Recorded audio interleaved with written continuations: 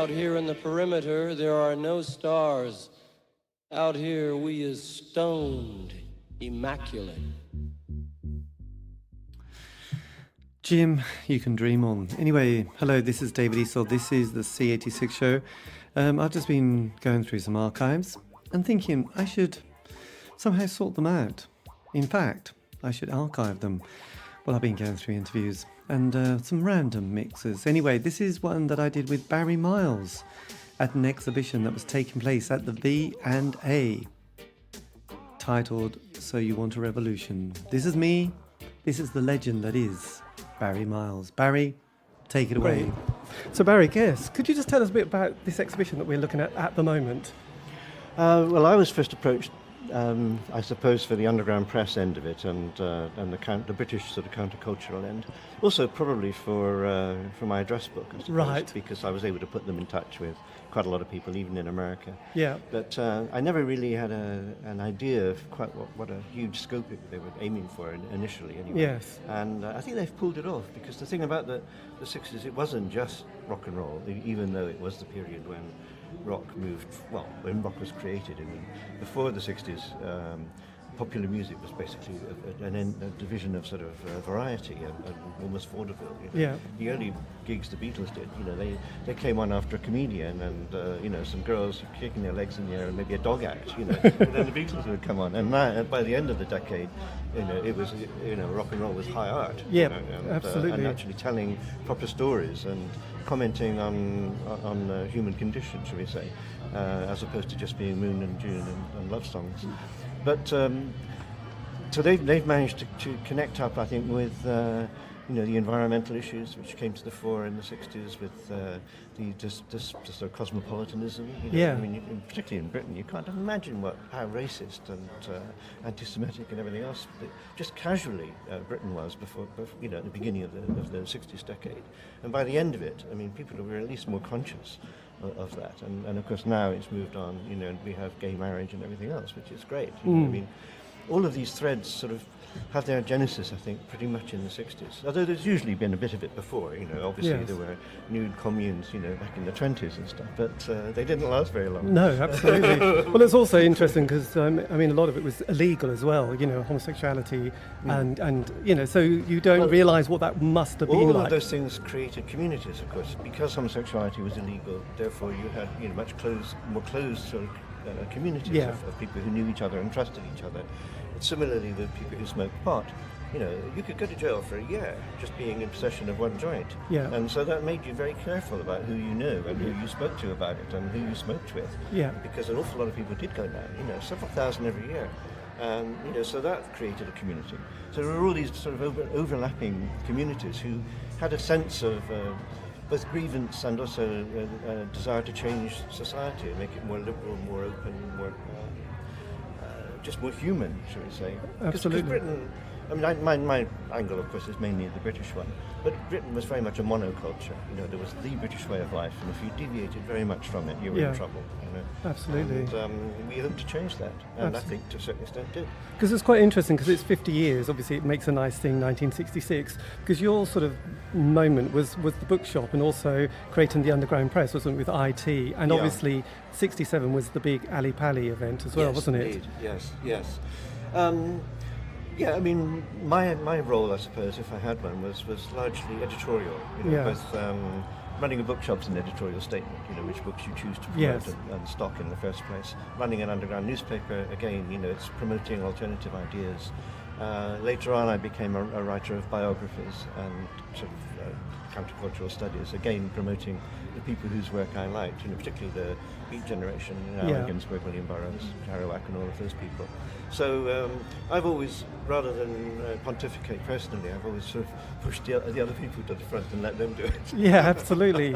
But it was quite interesting, because I did interview you a few years ago when you did your book on the 70s, and I remember asking you about, obviously curious about the 60s, about why did it putter out, and I remember your reply was, actually, we all got very tired. Yes, indeed.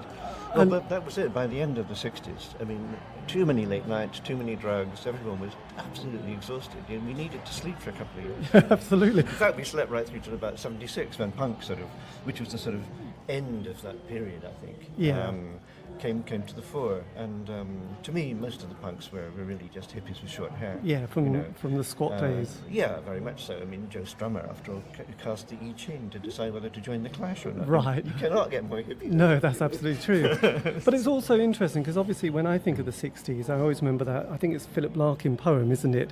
That the 60s, it kind of more starts in about 63, 64, Yes, doesn't it? Yeah, And maybe it drifts. even later than that. Yeah, Yes. 65, 4 or 5 even, yeah. And what I've also found interesting, because obviously as you sort of start digging down, there was the sort of nice glossy side, but there's also that underside as well, where you can see things that didn't quite happen, and the sort of, especially the Charles Manson stuff as Yes, well. indeed. And so you can see. Oh no, it went off in all kinds of directions, which were very bad. I mean, but that was the whole thing about it. It was a period when everything was up to be questioned. Yeah. You questioned your notions of. Beginning with your education, everything you were taught in school, Yeah. you had to look at it all again and see which parts you actually agreed with, and much of it one did, and other parts you didn't. The same with what your parents told you. Maybe, all those received ideas, they may not necessarily be right. Yeah, absolutely. Your notions of religion or patriotism, everything was not up for grabs, but was being questioned and challenged. And in most cases, people carried on agreeing with what they perceived, but Absolutely. sometimes they didn't. Sometimes they found major flaws. And I mean, I think I once, maybe it was to you, I said that it was a bit like a supermarket of ideas and lifestyles, and people could pick and choose. And it's true, some of them led on to down a horrible road to Charles Manson, but others led to the ecology movement, to women's liberation, to gay liberation, to all the good side, all the good things that came out of the 60s. And were you aware, because obviously you were right there when it sort of the first ripples and waves started to appear, were you aware of thinking, God, this is quite something, because we haven't got anything to look behind and say, oh, they've done it like this, because you were very much the pioneer. Did you have that sense at the time? Not really. I mean, we were almost working from a blank canvas. Because after the war, everything was so bleak and so depressing. Yeah. And, the people who'd lived through the war, the previous generation to us, I mean, were exhausted. I mean, we were exhausted at the end of the 60s. Think what they were like. Yeah. I mean, going right through the war, year after year after year of it, and Britain was. In the early 60s, London was filled with bomb sites still, and a lot of things weren't available. And, you look at an American glossy magazine and there'll be pictures of sort of, great peaches and, fruitcakes and stuff. And, it was amazing to see, somewhere else there was this land of plenty, and we were struggling. Yes, absolutely.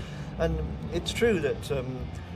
I think the reason we were able to do things was that there was full employment, and that really is important. The fact is, you could just walk out and get a job, literally like that, because so people did. You could work in a bookshop or do.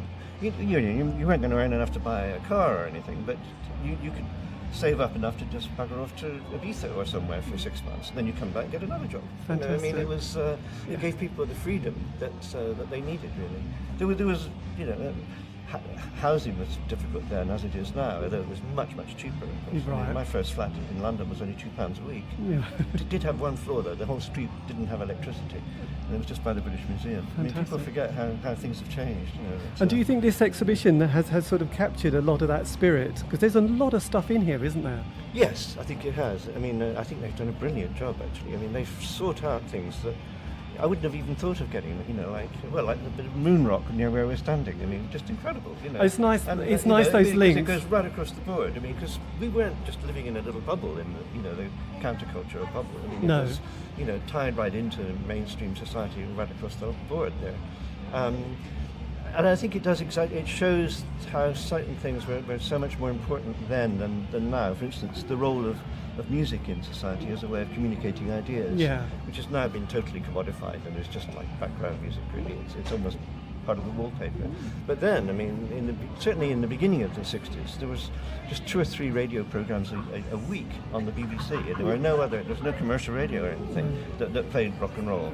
And that was and there was only in the beginning of the 60s, again, there was only one TV station, and then Channel 2 opened up, or whatever it was called, BBC 2, sort of in the middle of the decade. Yes, absolutely. By 1967, they were broadcasting 4 hours of colour a day or something. I mean, it was people have no idea how how important music was, because that was the main form of communication, and people really did listen to, they would play Beatles records backwards to see if there was a secret message in there, and a new Dylan album would come out, and everybody would study it, it's going to slip on the secret of the universe, it was just brilliant. It's amazing. Well, it was quite interesting because obviously we've got an American election coming up, which is obviously quite different to remembering the days of JFK with those kind of visions of going to the moon, and that sort of ambition, and that really struck me. We listened to the speech earlier, that the ambition was quite huge in the 60s, whereas now it's become a bit of a dogfight, which is a bit depressing, really. Yeah. I mean, it's true they were baby boomers, but yes, I suppose Trump actually is very much that generation. Yeah. But I don't know. It's a complicated business. That I don't think I can really comment. No, I can't. I know it's a bit, but when you point, I suppose it actually went. Yes, I know. Got as far as but it was just interesting. You mentioned the moon, and sort of remembering that we were sort of doing so many things and looking at the moon, thinking, "My goodness, someone's going to go there." Well, that's it. I mean, back then, we were looking to get to the moon, and now Trump is looking to build a wall to separate Mexico. It's just horrific. Actually. Look, I'm sure you've got lots of other people to talk with, but that's fantastic. Thank you ever so much. It was lovely to catch up with you. I know, showbiz. That was me with the legendary Barry Miles talking about the 60s, as old people do. Anyway, that was at the V&A exhibition, So You Want a Revolution. I hope you enjoyed it. If you didn't, you shouldn't have bothered listening, should you really? You should have turned it off at the beginning.